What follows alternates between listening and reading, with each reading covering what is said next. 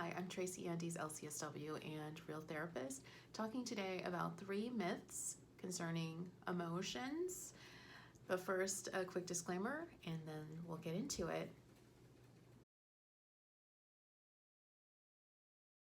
First myth: there is a right way to feel in every situation. Now, this may seem like an obvious myth, but you may have internalized it if you've ever caught yourself thinking, what's wrong with me? I shouldn't be feeling this way.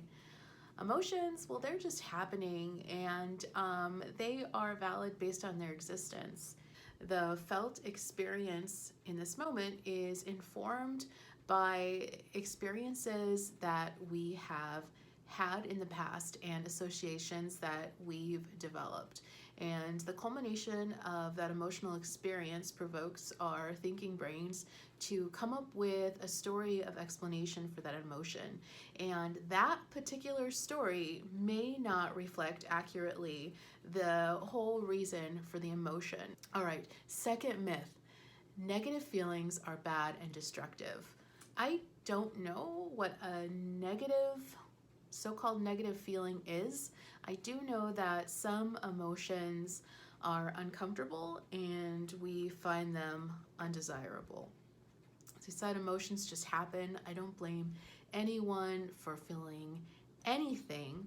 And I just want to put out there that it is possible to experience an uncomfortable emotion without doing something that is in conflict with your goals and values. As I mentioned before, these emotions provoke a story that isn't always accurate and maybe just a starting point. I do believe that emotions are valid, valuable, and I'm also saying that it's not okay to get carried away by emotion-fueled impulses, and we have a responsibility and obligation to take in our emotions and choose thoughtfully effective ways of acting in consideration of them. All right, myth number 3. It is inauthentic to try to change my emotions.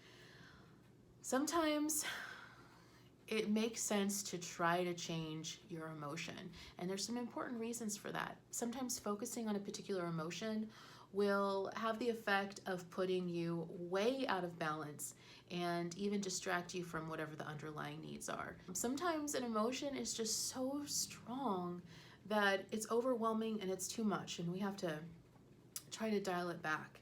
And there are times when it's not pragmatic to deal with that emotion. There are times when we have to work to shift our emotions just out of necessity. Sometimes you have to get things done. You got to go to work, you got to take care of your kids, and sometimes you're just not in a place where those emotions will be respected and appreciated, and you're going to be worse off. A little caveat here, a little asterisk, and that is that if you seek to change undesirable emotions without exception, then you're going to miss out on being able to hear in a certain sense, emotional sense, or learn about things that you need to create connection to yourself and to your world.